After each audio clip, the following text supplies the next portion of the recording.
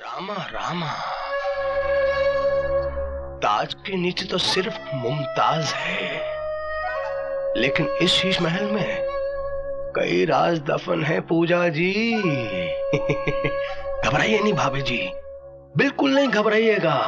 मैंने कुछ नहीं देखा, कुछ नहीं देखा। रामा रामा। पूजा दीपक बाबू बाहर आपको ढूंढ रहे हैं। रामा रामा, अब मैंने कुछ नहीं देखा भाभी जी। रामा रामा, रामा रामा, रामा रामा।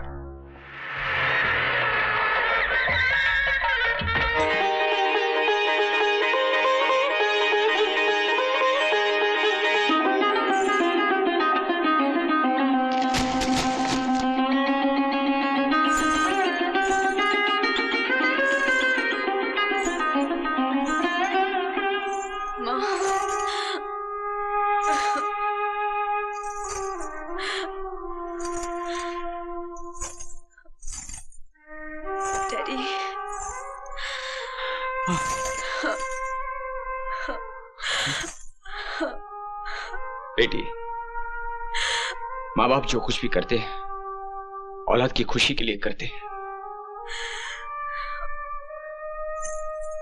इंसान जो कुछ भी चाहता है वो उसे मिल जाए, जरूरी नहीं है बेटे। मेरे पास तुम्हें देने के लिए नसीहतें और दुआओं के अलावा और कुछ नहीं है। इन्हें अपने आंचल में बांध लेना। अब तुम्हारे संस्कार ही मेरे सिर की पगड़ी है। अगर तुम्हें अपनी खोई हुई चीज अब नजर भी आए तो चेहरे से घूंघट उठाकर भी मत देखना। बस यही कहानी है मेरी।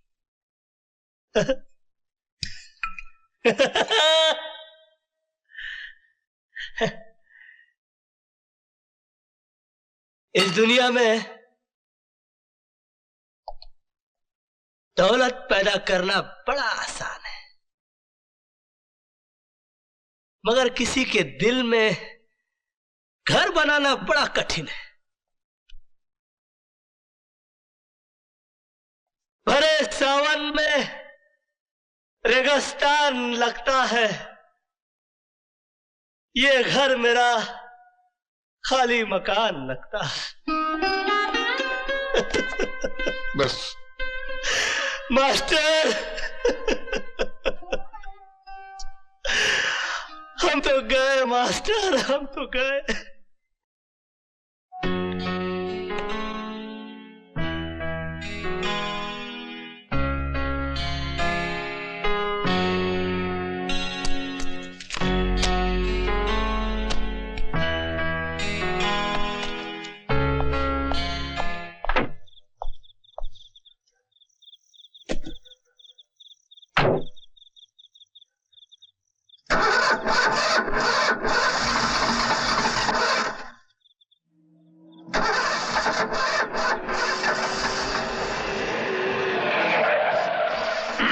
हमारा मास्टर जी, हमारी वाली धोखा दे गई यार। नहीं, हमारी वाली नहीं, इनकी वाली। आओ बैठो, आओ। नहीं सर, मैं टैक्सी से चला जाऊंगा। गाड़ी बिगड़ गई। बैठो बैठो। अरे हमारा बस चले तो हम अपने हर वर्कर को एक गाड़ी दे दें यार। फिलहाल लिफ्ट दे दीजिए, गाड़ी वाड़ी बाद में दीजिए, बैठ जाओ ना यार। वैसे मास्टर जी अर्ज किया है, एक दिन तो हमारे देश का ऐसा जरूर आएगा जब यहाँ का हर वर्कर अपनी बीवी बच्चों को गड्डी में घुमाएगा। ख्याल बहुत अच्छा है, शेर बहुत घटिया है।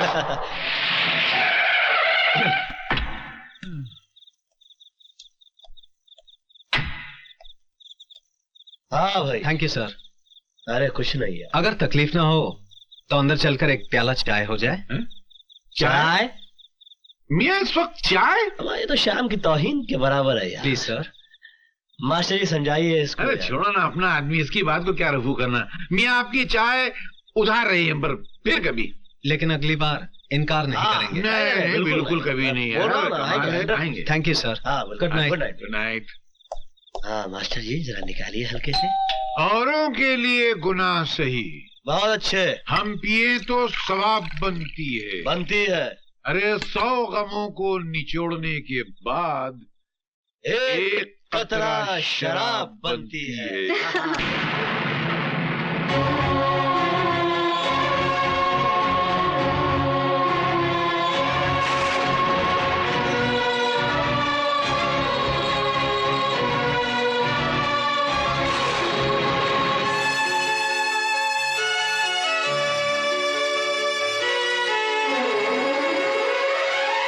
पूजा, क्या तुम जानती हो केपी साहब अपना बर्थडे नहीं मनाना चाहते थे?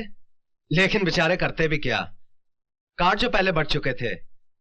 हाँ, पहले मैं भी नहीं जानता था कि केपी साहब ऐसे क्यों हैं, मगर बाद में पता चला कि वो तो एक मामूली मैकेनिक थे, एक अमीर बाप की खूबसूरत बेटी जिसके लिए वो करोड़पति बने।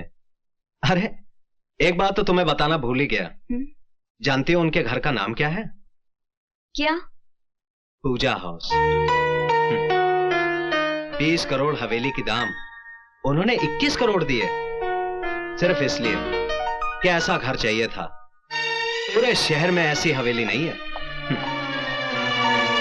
और इसीलिए उन्होंने राजा साहब की हवेली खरीद ली। मालूम है बड़े आदमी का घर कैसे पहचाना जाता है? जब उसके घर में पार्टी हो और गाड़ियों की लंबी लाइन लगी हो। और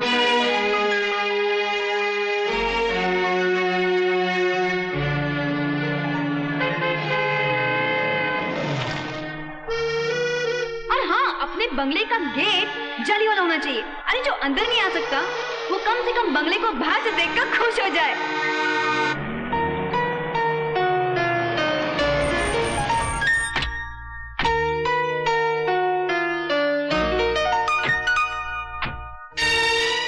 गाड़ी रुकने के बाद जब शोफर दरवाजा खोले तो लगना चाहिए कि पार्टी सॉलिड है। आओ पूजा। हाँ? चले?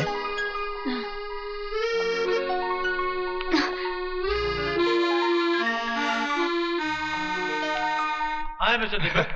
Hello sir. Hi Deepak. Hi Lali. नमस्ते भाभी जी। नमस्ते। कैसी हैं आप? आइए मैं आपको पैलेस दिखाता हूँ। आइए आइए, रामा रामा, क्या पैलेस है। मैं एक्सक्यूज मी दीपक जी, मैं इनको पैलेस दिखा दूं। आइए भाभी जी, आइए आइए।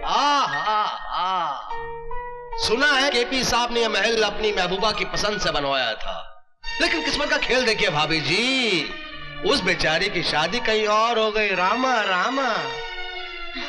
जब हॉल में एंटर करें तो राज कपूर की फिल्मी सेट की तरह सीढ़ी जानी चाहिए ऊपर। अरे ये तो कुछ भी नहीं है भाभी जी, ऊपर जाके देखिए, बहुत सी कमाल की चीजें हैं देखने लायक। रामा रामा।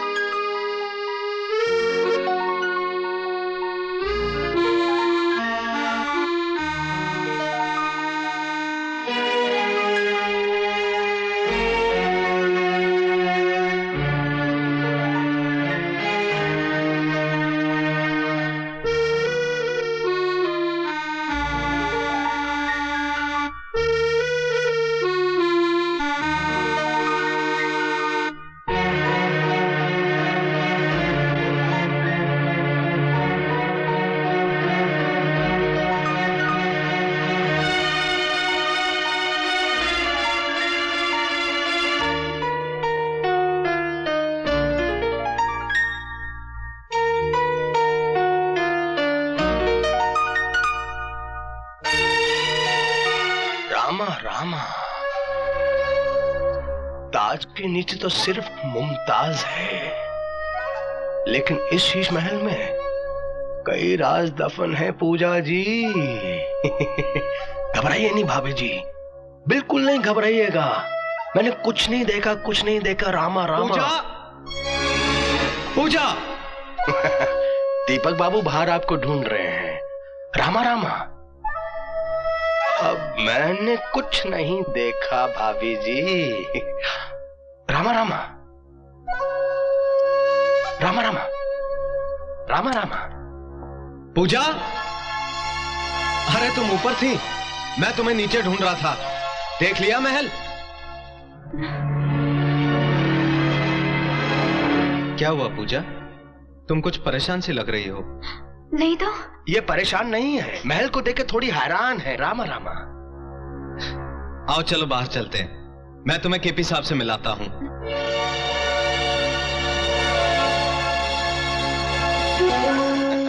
रामा रामा।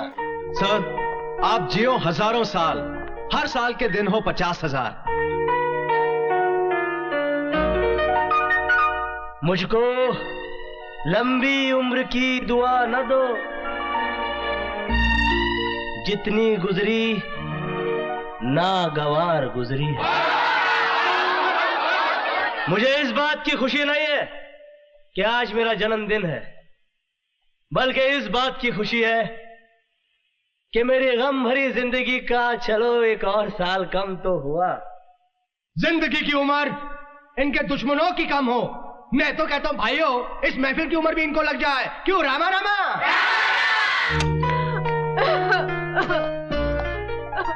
पूजा,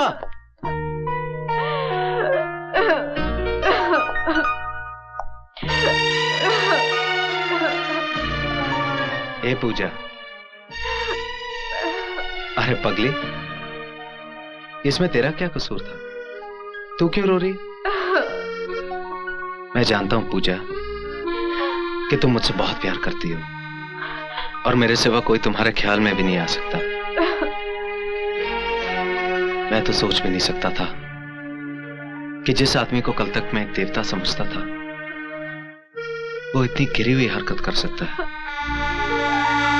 मैं उसे कभी माफ नहीं करूंगा।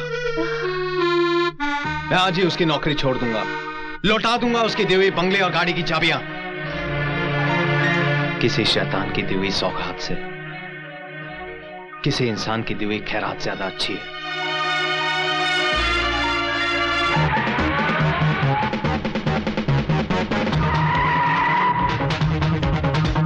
तुम मेरे पति, मेरे घर पे इसलिए मेहरबान हो तक उसकी आड़ में तुम मुझ तक पहुंच सको। तुम्हारे अंदर आज भी मुझे पानी की हसरत जिंदा है, आज भी मुझे पानी की हसरत जिंदा है, आज भी मुझे पानी की हसरत जिंदा है। तो मुझे उनका रसमंजों में से बात समझ, मुंह दिखाने काबिल नहीं रहेगा समझे, मुंह दिखाने काबिल नहीं रहेगा समझे, मुंह दिखाने काबिल नहीं रहेगा समझे।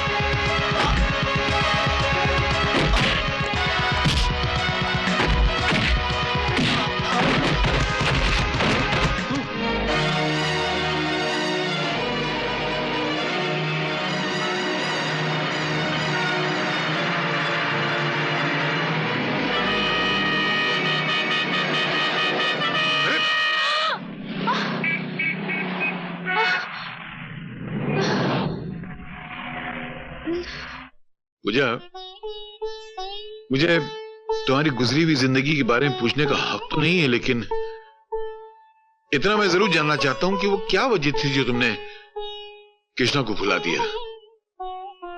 मैंने इसलिए भुला दिया क्योंकि मेरी शादी दीपक से हो गई थी। हाँ, लेकिन तुमने दीपक से शादी की क्यों? प्यार तो तुम कृष्णा से करती थी। हाँ, लेकिन उस प्यार की वजह से कई जिंदगियां खराब हो रही थी। मान सम्मान समाज सबकी कसूरवार हो गई थी मैं।